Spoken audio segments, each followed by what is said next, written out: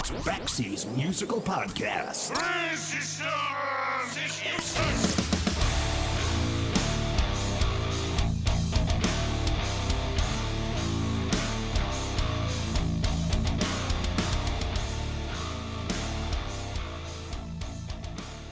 If you've ever listened to this podcast, you've probably heard me talking about this occasionally burdensome compulsion I have about buying records and CDs.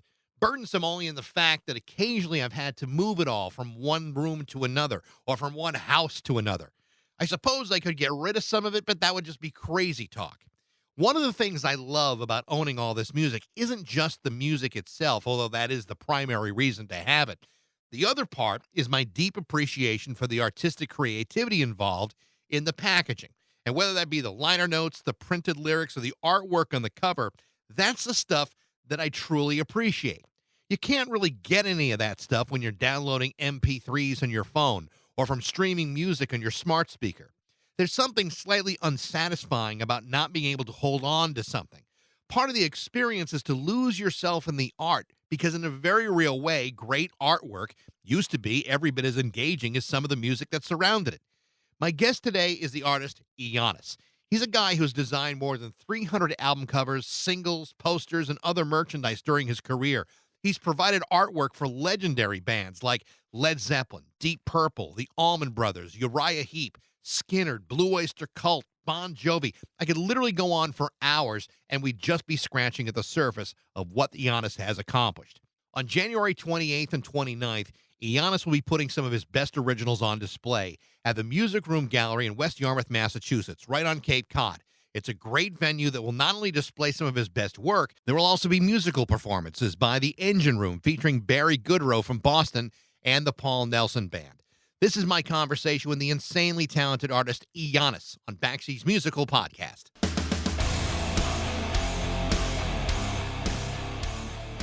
Hey, how are you, mate? I'm very good. How are you? Pretty good. What's going on? Not too much. You're the busy one. The gallery show at the Music Room is pretty exciting stuff. Thanks. I appreciate it. It's really cool. Tell me about what you have planned. It's Friday and Saturday at the Music Room in West Yarmouth on the Cape. Everything I've read about it, and even on their website, it looks like a really cool venue, and it sounds like it's going to be a really fascinating show. Yeah, they're. It's actually what they have is they have a permanent rock and roll art gallery that they open when they first were going to launch the venue. They approached me. One of the owners or one of the partners is a friend of mine, Paul Nelson. I've known Paul for close to 30 years. And Paul, back when he was a guitar player in a heavy metal band, and then Paul went on later transition, and he became the second guitar player for Johnny Winter's band, and then he became also Johnny Winter's manager. And then Paul now is a Grammy-winning producer and guitar player and everything, and with Johnny. So, anyways, he told me about the place, and he said, "Man, I love you if I can have some of your work up at my place." And I said, "Well, yeah, I'm not crazy about my stuff in a club or whatever. I mean, it's nice, thank you." He says, "No." He goes, "This is not a club. This is really a really new concept." So he explained it to me, and basically, it's a venue.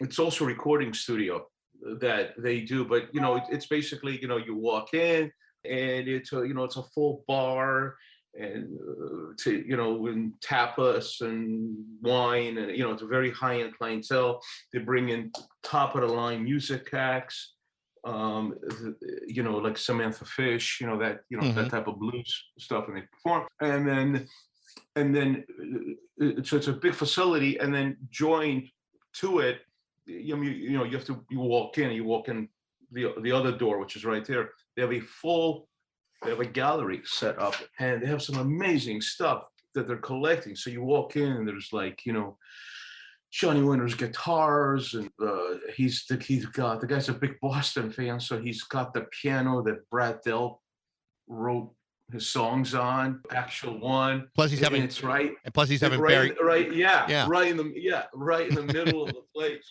and he's got Sid Hassian's drum set from Boston in there set up, and There's, photography, famous photography from, tours of Jimi Hendrix and so on. And there's a lot of rock memorabilia and art. So, but they're a full art gallery, but only for rock and roll. And so they told me, they want to be my representatives in New England, for my work, and I agreed. So I allowed them, and they sell my work, which is primarily some of my signed prints, which are my Led Zeppelin prints, and my artwork for the Allman Brothers, and my artwork for Uriah Heep, Deep Purple, I think. Just some of the stuff. So, and then so the whole idea was, doing that, we got to do massive launches, and they wanted me to do like 3 to 4 shows a year up there because they have such a big crowd. Of course, COVID hit and everything went down the toilet because of all that. So it took us. It was an initial, launch 2019. It took all this time to finally get it. Now, they're full throttle. They're doing it, and they slaughtered us to do it. So we're doing is we're playing Friday night. I'm playing Friday night, Saturday night. So what it is, I at 6 o'clock is my show to 8. At 8 o'clock, it's Barry Goudreau's band from Boston, Engine Room. And then Saturday night, it's me again. At 8 o'clock, it's Paul Nelson's band. Both nights are close to sell out. So what's going to happen is, I'll get on stage. There will be a video presentation of some of my work.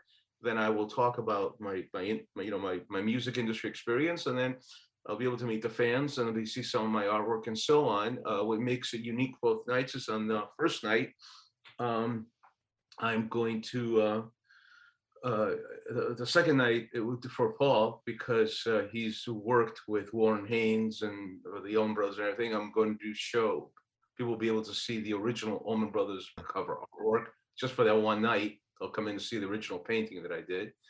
They can see what it looks like, and and there'll be a lot of that stuff.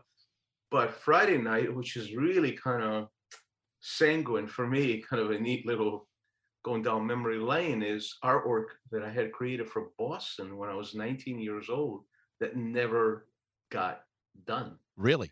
And even Barry wanted to see it because he never got to see it.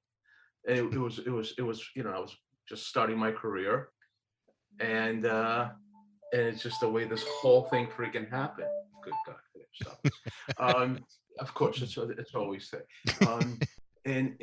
And this is neat, and that's a neat little story how this whole thing occurred, because there've been some successes in my life and near misses, things that should have, could have, would have, could have, it didn't. I mean, for all the bands and things that are created, there's so many near misses, that I almost did work for, like Black Sabbath, Judas Priest, Yes, Emerson, Lake and Palmer. Right. So when you talk about the near misses, are there reasons for that, or they just wanted to go? It's just the way things happen sometimes. It's never done till it's done, because a million things could go wrong, and it's not something that's unique to me. It's friends of mine that I speak to, contemporaries. We all deal with it because a million things could go wrong. You're always excited when you get the commission, and it usually comes either somebody in the band has seen your work and they're a fan, or it's the manager, or it's the record label. But it's much nicer when it's the band calling you, because they're fans of your work. So you go in there and you get started, and that's when the roller coaster starts. Sometimes it's a smooth transition where you're changing and it gets done. Other times, if you've done it long enough, you realize that you walk into a snake pit, because there's sometimes you'll be in a situation where there are so many people pulling, and so many situations going on that you're affected. I mean, producers go through the same thing. So you're sitting there and you're having a discussion, and the manager has one idea, and the band members has another idea, and the record company has another idea. And the guy who gets wiped out, gets caught in the sharpener, is you, because, I've been down when you down to the 11th hour, it's completed. And the girlfriend of the guitar player who's high as a kite decides that her favorite color is purple, and she wanted purple on the as a sky, which does not fit the concept of what we're doing. And he's arguing for his girlfriend, and the rest of the band members don't want to get into a fight with their own guy, so they won't argue. And the manager and the record label's pissed, and they're all arguing, and they're trying to tell me, and I'm telling me I don't know how I'm supposed to do it. And at one point, the record label steps in and goes, "Time's up. It's over. We're taking care of the cover. We're done. Ioannis, by the way, I'm sorry. Thank you. Here's your money." And the art director of the record label is going to do it. Hey, you guys, time's up. You lost your chance to pick the cover you want. Every time I see a photograph on a record cover for a band album cover, usually tells me the band screwed things up. They ran out of time. And the record label's like, throw a picture on the photograph of the band on the covers, get out of here. It's funny. I've done enough interviews to know that in many ways the movie Spinal Tap is very accurate. And absolutely. And in fact, there are many bands that smell the glove, baby. Smell the glove. That have right, smell the glove. They have watched that movie and felt very embarrassed because they can see themselves in those in those moments. I can name you 3 bands who thought the movie was about them. Major league bands that said, "Oh my God, they're doing us." Because what they did, because they're fans of the genre, what they did is a collection of real stories. Those were actual stories, right? That actually happened to people in bands, and they put that together. I mean, obviously the biggest one I can reference to you, which is completely true, was the story about, where they could not locate the stage. They were lost. Yeah, they were lost behind stage in Cleveland. Yeah. Okay, that was Black Sabbath. It happened to Ozzy. Ozzy got lost, and he wound up outside the venue and locked himself out. The bands get on stage. Nobody could find Ozzy. Nobody knows what's going on. And what happened is Ozzy's locked out outside the stadium, running around outside, trying to figure out how to get back inside. And he didn't have a ticket to get in. No, And Stonehenge was Ian Gillan with Black Sabbath, but the story was in reverse. They made it too big, and so they built it. They couldn't get it. They opened up opening night, so they couldn't get it inside the arena to put up the props. It's just unbelievable. I interviewed Alan White many years ago from Yes, the drummer, and he great guy, really cool guy, and he was talking about how that scene where Harry Shearer is locked up in that pod and unable to get out until the end of the that happened to Alan White. He was playing drums in a pod, and inside that pod it was like 180 degrees, and the poor guy's practically ready to pass out before they finally open it up with like a shovel. Roger Dean had created these fiberglass pods for the stage descent. Yeah, right. And people made up as they went along back then, and all the props would go wrong. Everything, You mentioned Roger Dean, and you also talked about some of the other bands that you work with. Yes would be one of them, where their albums are so associated with a certain artist or a certain look. Roger Dean certainly had a certain style. Emerson, Lake and Palmer, they had Brain Salad Surgery had the H.R. Geiger painting, which some of his work is amazing. And even Boston, just the iconic guitar. Roger Hyson's artwork. Yeah, I mean, it's to be put in the same category as those guys. And I think, rock fans, classic rock fans in particular, look at those guys as real rock art heavyweights. It's got to be kind of either satisfying or humbling a little bit, because, I mean, when people think of great album covers over the last 50 years, they're thinking of those guys. And those bands are thinking of you. That's interesting. Well,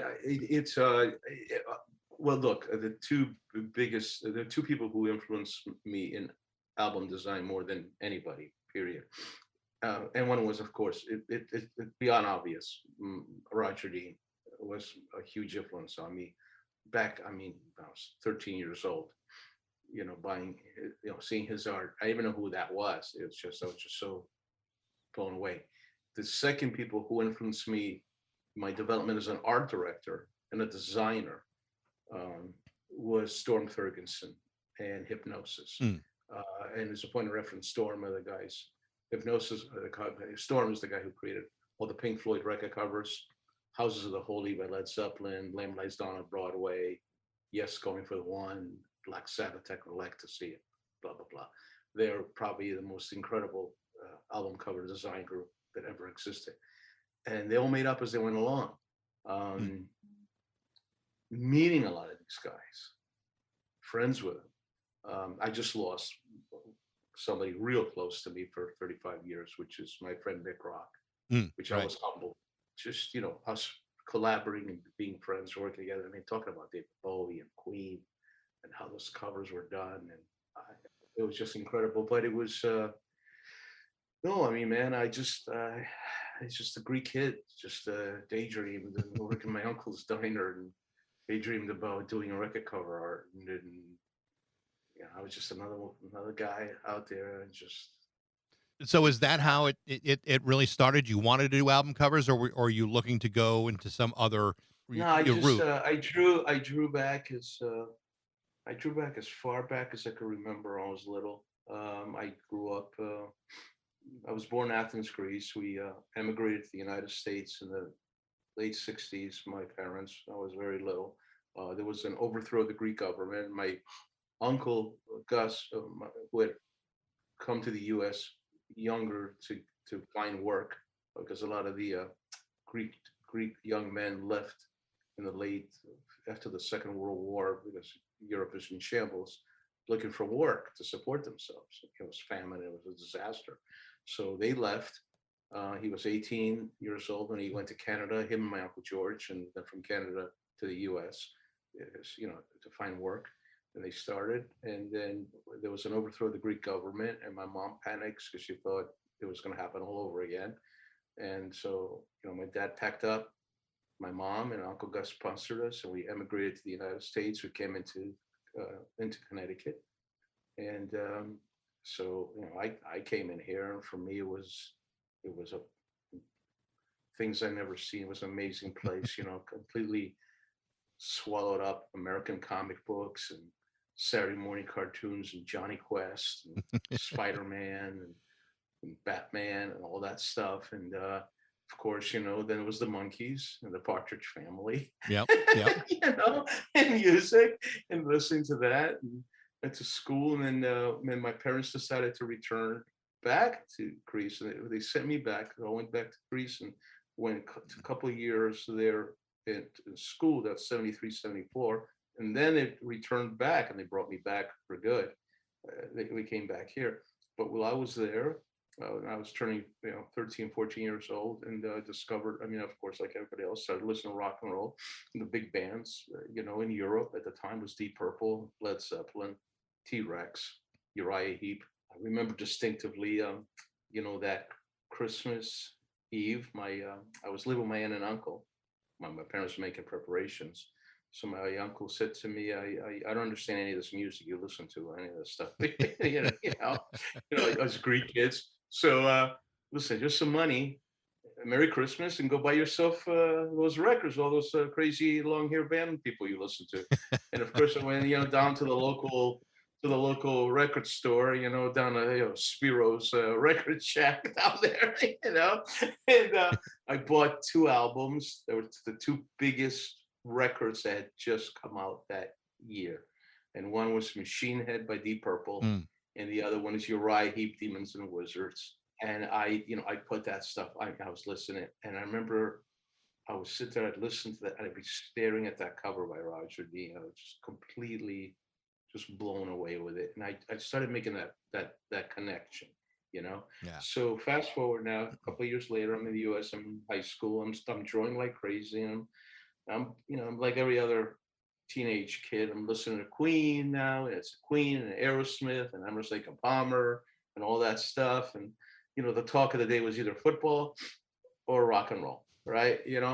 And I'm working, going to school, and on the weekends I'm working at my uncle's diner, cooking some breakfast and doing ice cream and all that. Working late at night, and I think it's mid 70s, and but I'm drawing and I'm daydreaming. This is what I want to do, and that allows a thriving club scene in New Haven, Connecticut, which is Yale University is located. And one night, Bobby Torello, who owns the nightclub two doors down from the place, came in about midnight. They run out of ice, and so you can get some more ice, borrow from us. And like, sure. And well, I'm giving him the ice to say, your uncle told me you're a really good artist. Like, yeah, whatever. Yeah, it was, hey, listen, I need a poster. There's a band playing, because they would book bands, they play, all the local, rock and roll bands, thriving rock scene, you know. Want to do one for me? I'll pay you for it.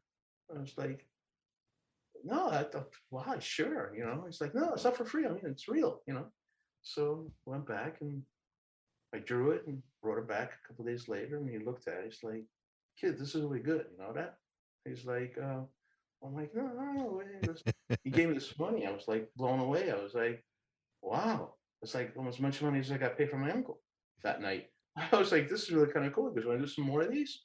I'm like, yeah, sure. Why not? So I started doing some stuff, and about that summer in '77, everybody knew this Greek kid who drew stuff, and all the clubs started talking about it, and started getting artwork, and the radio stations noticed, the rock stations, and I started doing artwork for the rock radio stations, and my name started getting around, and I just going to now my first year of college.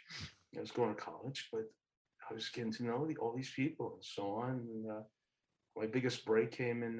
But one night was I'm sitting at Toe's Place in New Haven, famous nightclub, and I'm with the station manager at the time, what was WHCN. It was one of the biggest classic rock stations. And the guy says to me, your stuff looks just like that guy who does work for Yes. I said, oh my God. I said, what are you talking about? I said, Roger Dean's my idol. He's the greatest guy ever.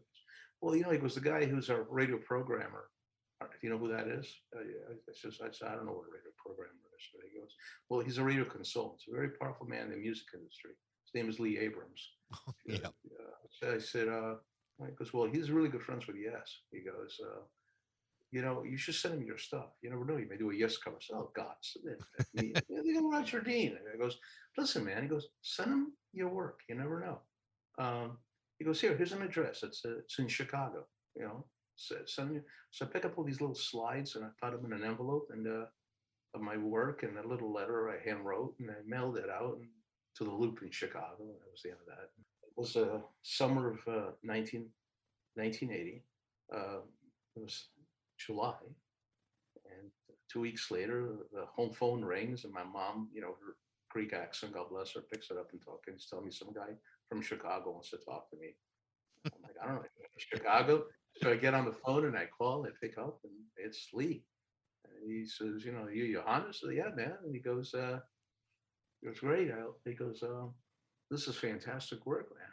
I said, oh, wow, what do you think? He goes, Chris Squires? I'm like, oh, are you kidding me? I'm like, yeah, he's a god. He goes, yeah, well, me and Chris have a production company called Honor. We're doing this album called Drama.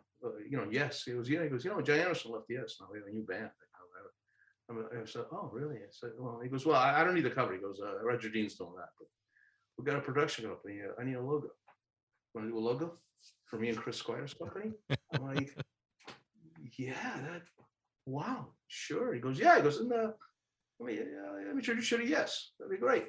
He goes, I'll tell you what. He goes, do the logo, and what are you doing August 4th? I'm like, he goes, we'll come to New York.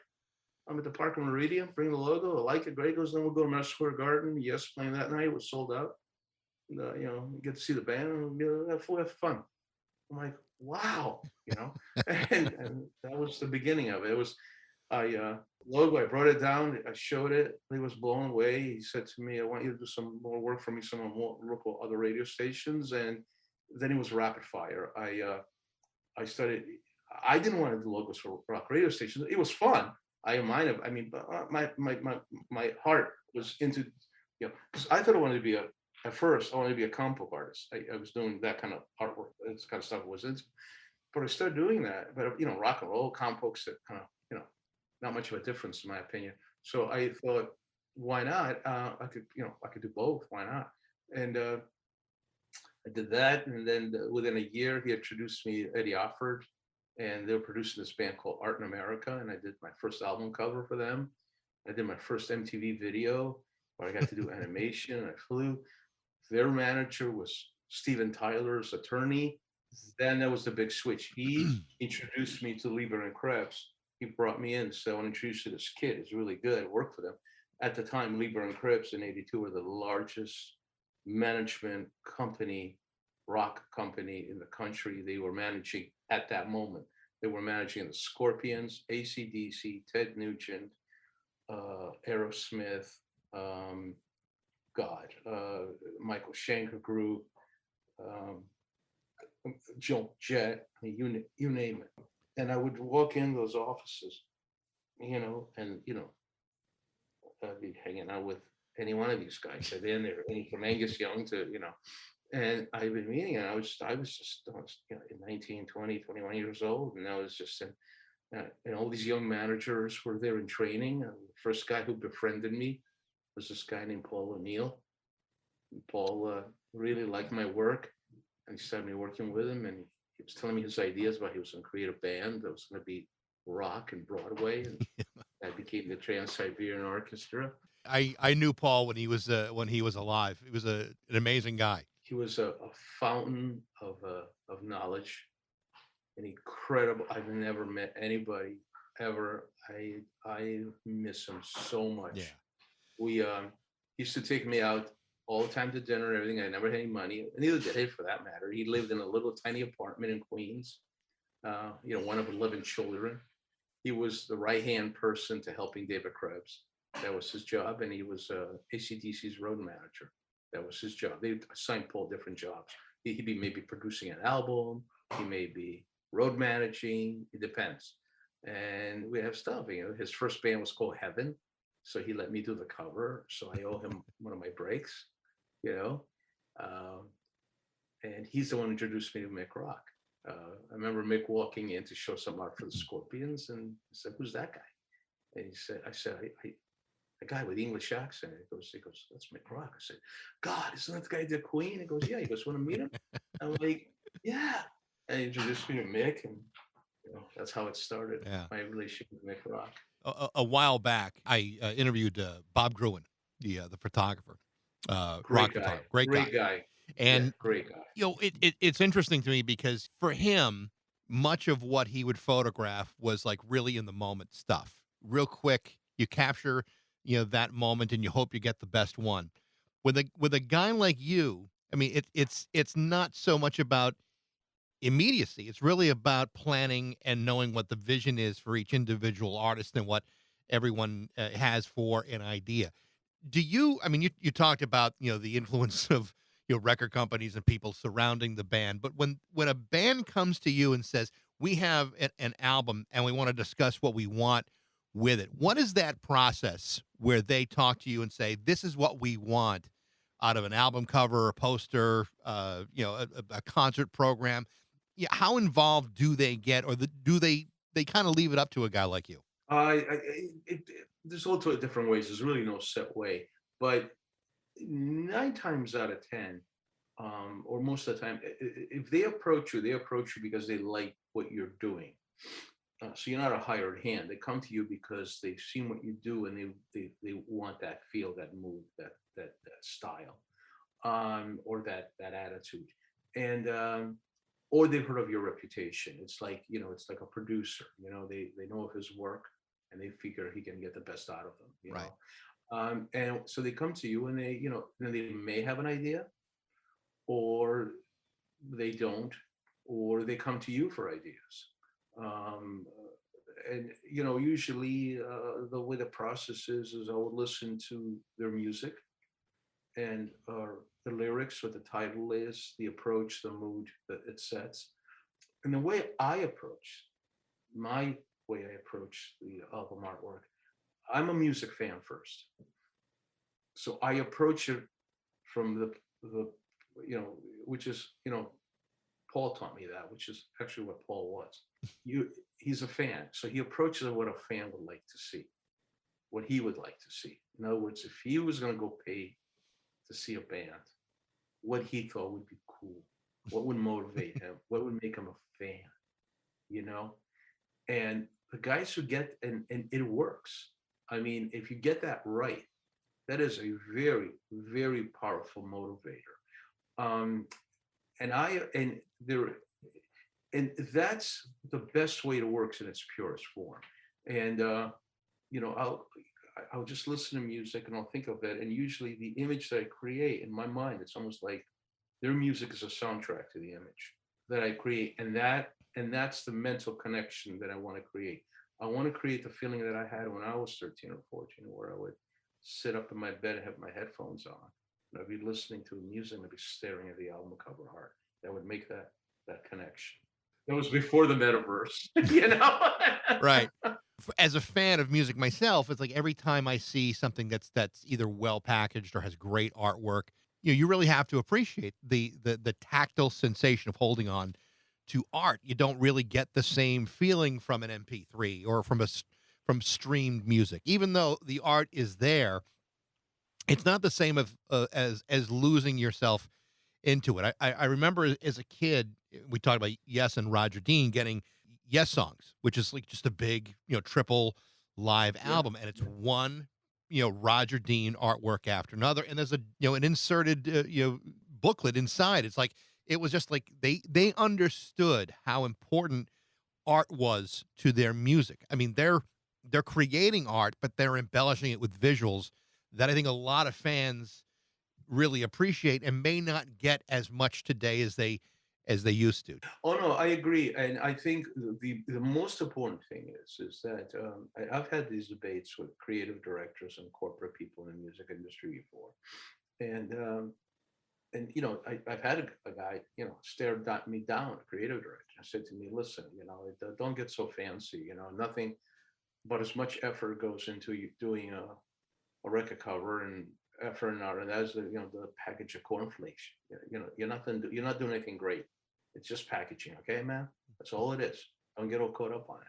And I'm like, no, and he goes, and no matter how much great the art is, it ain't gonna make a difference if the album stinks or as good or as bad, whatever. And I said, listen, I understand that. I said, I understand that a great record, a bad cover, a great record will be great regardless if it's got a bad cover, or vice versa. A great cover is not going to make the successful record. But I said, but the bottom line, I said, if you get it right, it could pay huge dividends to the band financially, and you guys, your bottom line, which is what you're looking about. Okay. And so here's my example. He said, what great graphics creates, or a collaboration between a really good artist and a band, especially if it's sustained over a period of time, like Yes's relationship with Roger Dean, Rush's relationship with Hugh Syme, probably one of the most blatant ones, Iron Maiden's relationship with Derek Riggs. Yeah. It creates a continuity, a sense of vehicle, and an aura of the band. Would Yes music have been any more spectacular without Roger Dean's art? No, it would have been great. But what Roger Dean did, it enhanced that music. All of a sudden, he showed you a version of Yes. I created a world that music supposedly plays in that you never know existed, and it pulled you to it.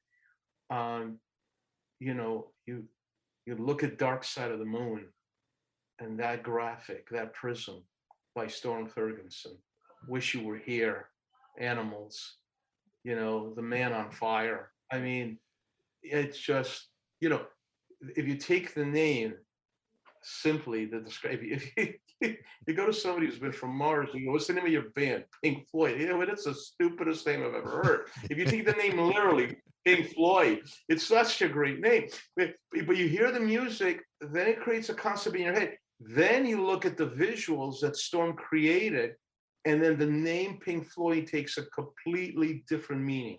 when you think of it, I mean, there are bands that without those visuals may have just faded into the woodwork. I mean, I'm thinking of like like like one example would be the band Joy Division that came out, back in the Yeah. 70s. Yes. Their first album, Unknown Pleasures, that album cover was so understated and brilliant that they've been able to really capitalize on that artwork for the last 40 years. To Oh, me, it shows you that there is a very powerful connection between the music and the visuals, and whether you see that on stage or in printed materials, to me, there's no question about the importance of that and the connection between the two. yeah. No, I agree.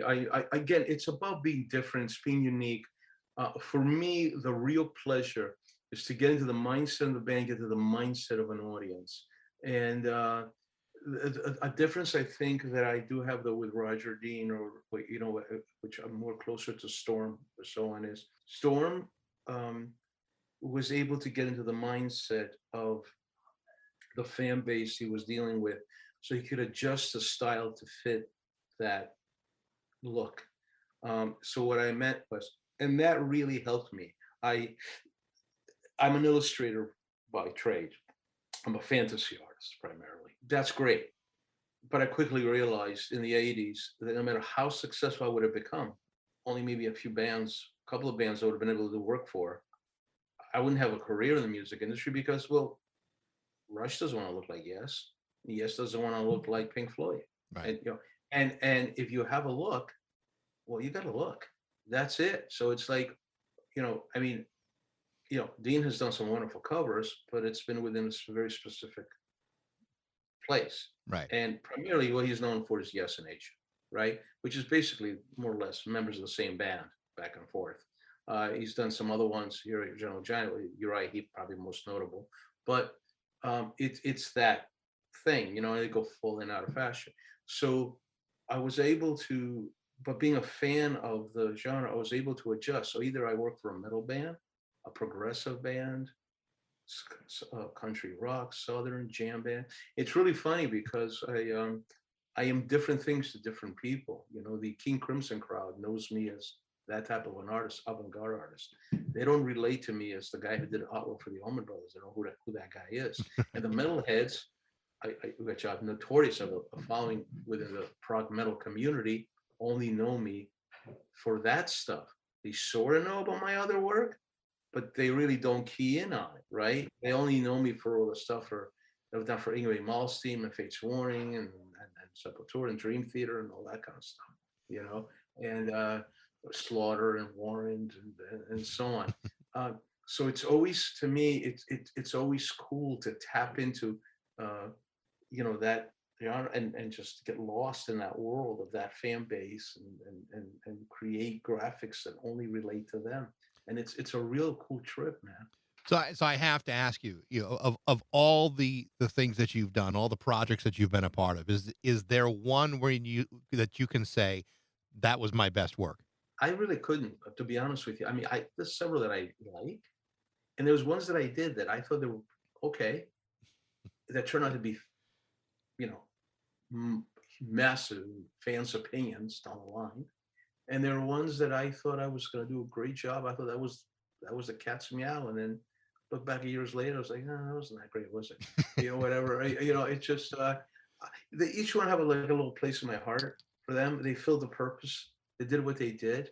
I'm amazed at the popularity of some of them.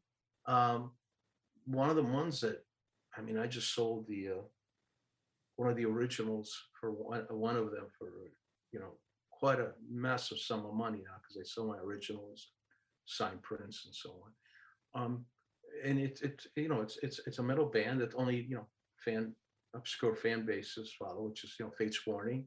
Hmm. They're a prog metal band. They were the things and so on. But that cover that I did for Awaken the Guardian has become like the holy grail for prog metal fans. I mean, that is like the cover. It's like a Metal Hammer's Tefton best, always number one or number two best metal cover of time. It's held in like as a regard as Derek Riggs art or Hugh Symes, and I'm just blown away constantly. Fans buy prints by the droves of that and so on. and I constantly asked about this. Uriah Heep, the first album cover they did for them, which was Wake the Sleeper. That's massive response I got from that. And so on, it's just each one was just an adventure, and you're sort of doing so. Well, the Allman Brothers, obviously. Right. I guess if I had to say, if you had to force me to put my finger on this, what is the most iconic piece you've ever done? Again, completely by accident, how it all came about is the Allman Brothers album cover. I had no idea that was going to be their very last official album that they did, with Dickie Betts, the official band. And then, Dickie left, and they managed to get something out more or less, 15 years later, but it didn't really matter. They never, and they just toured. And that has become the image. I mean, they had backdrops behind them, and images, and posters, and prints, and stuff. Have been offered a ridiculous amount of money for the original. I saw a ton of stuff on it. I've seen that people send me pictures of it tattooed on their bodies, and motorcycles with it on, and so on. And it was such a personal time in my life. Did that, it was happening. My little daughter had just been born. I have even pictures, and she's 28 years old now. I have pictures of my little daughter playing with the paints and putting it on the canvas when she was a year old. While I was painting it.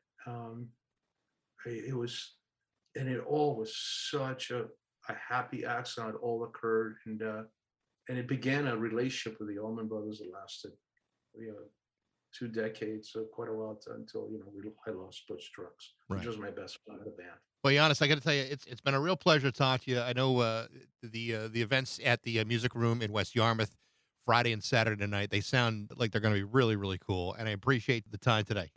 Unbelievable, fantastic. If you do make it out there, show up, welcome. I'd love to see you. I have a nice little gift for you if you want. If I could tease you if you want to come on up. But if you do, let me know. We'll set you up, and it'll be a really kind of a cool thing. I really thoroughly enjoyed this, man. Thank you so much. Appreciate it. Hopefully we'll talk again.